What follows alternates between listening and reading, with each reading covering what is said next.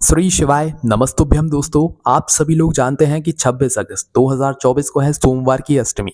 अब सोमवार की अष्टमी आप सभी लोग जानते हो कि इस दिन जन्माष्टमी भी है। इस बार की सोमवार की अष्टमी बहुत ही ज़्यादा खास है क्योंकि सोमवार की अष्टमी के दिन ही जन्माष्टमी पड़ रही है। मतलब भगवान शिव जी के आशीर्वाद के साथ-साथ में इस दिन आप लोगों को भगवान कृष्ण जी के आशीर्वाद भी यहाँ पर मिलने वाला है। राधे कृष्ण जी का भी आशीर्वाद यहाँ पर आपको मिलने वाला है। इसलिए दोस्तों 26 अगस्त के दिन इस बार सोमवार की अष्टमी पड़ रही है और इस दिन आप लोगों को 31-31 चावल के दाने वाला उपाय भी ज़रूर करना है। अब ये 31 चावल के दाने वाला उपाय आप लोगों को कैसे करना है, ये इस वीडियो में हम आप लोगों को बहुत ही कम शब्दों में यहाँ पर बताते हैं। देखिए, ये वाला जो उपाय है ये आप अपनी किसी भी प्रकार की मनोकामना पूर्ति के लिए कर सकते हैं ना। इस उपाय को आप सुबह भी कर सकते हो, शाम को भी कर सकते हो। उपाय में क्या करना है, सबसे पहले आपको 31 चावल के दाने लेना है। 31 चावल के दाने जो आप लोग लोगे वो खंडित नहीं होने चाहिए, टूटे हुए दाग वाले नहीं होने चाहिए, साबुत होने चाहिए। उसके बाद में 31 हरे मूंग के दाने लेना है। हरे मूंग के दाने अगर आपके घर में ना हो तो आप किराने की दुकान से जाकर ले सकते हो, है ना। हरे मूंग के दाने पूर्ण हो, वो टूटे हुए या कटे फुटे ना हो, इस बात का भी ध्यान रखना है। तो 31 ही आपको हरे मूंग यहाँ पर लेना है। उसके बाद में दोस्तों अगली जो सामग्री है वो है यहाँ पर हमारी बेलपत्र। देखो 31 यहाँ पर बेलपत्र लेना है। बहुत सारे लोग यहाँ पर इस उपाय को करने में ये प्रश्न करते हैं कि अगर हमें बेलपत्र ना मिले तो उस जगह पर हम क्या करें। तो उस जगह पर आप एक काम कर सकते हो कि अगर आपको पूर्ण कोशिश करने के बाद भी अगर बेलपत्र ना मिले उपाय को करने के लिए, तो उस जगह पर आप शिव जी के ही मंदिर जाकर पहले शिव जी के मंदिर के अंदर प्रवेश करके शिवलिंग के ऊपर से 31 बेलपत्र उठाकर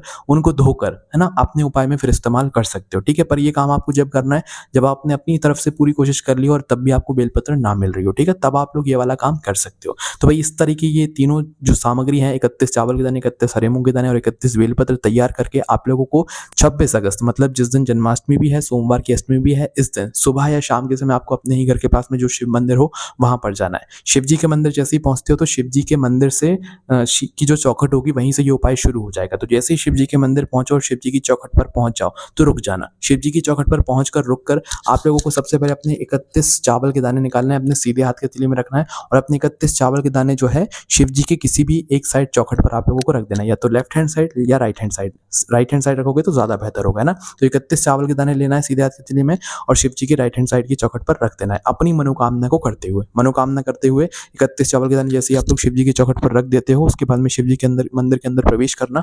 उसके बाद में नंदी बाबा के पास में आकर रुक जाना। अभी भी शिव जी के पास नहीं जाना, नंदी बाबा के पास में आकर रुक जाना। नंदी बाबा के पास में आकर रुककर आपको करना है, अपने 31 हरे मूंग के दाने निकालना है और 31 हरे मूंग के दाने निकालकर दोस्तों नंदी बाबा का एक पैर हमेशा उठा हुआ या मुड़ा हुआ होता है। आप देखना, आप जिस भी मंदिर में गए हुए होगे उस मंदिर में या तो नंदी बाबा का एक पैर उठा हुआ होगा या तो मुड़ा हुआ होगा। तो उस उठे हुए या मुड़े हुए पैर के पास में आपको अपने 31 हरे मूंग के दाने यहाँ पर समर्पित कर देना है। ठीक है, मतलब वहीं पर पास में रख देना है।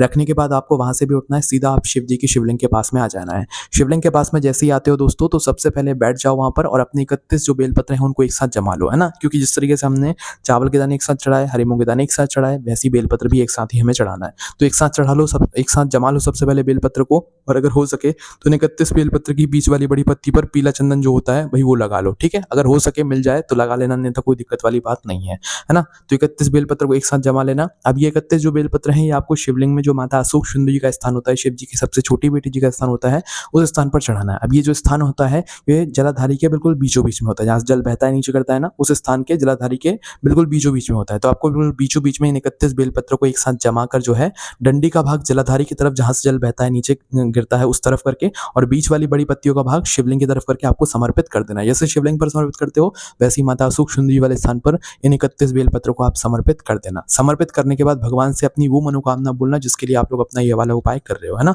जिस भी कामना के लिए या जिस भी दुख और परेशानी के लिए या आपका कोई काम नहीं रुक रहा है, अटक रहा है, अपने हर प्रकार की मनोकामना के लिए आप लोग अपना ये वाला उपाय कर सकते हो। अपनी मनोकामना बोलकर भगवान से प्रार्थना करके आप वहां से उठ जाना और अपने घर पर आ जाना। यहाँ पर ये वाला आपको उपाय पूरा हो जाता है। ठीक है।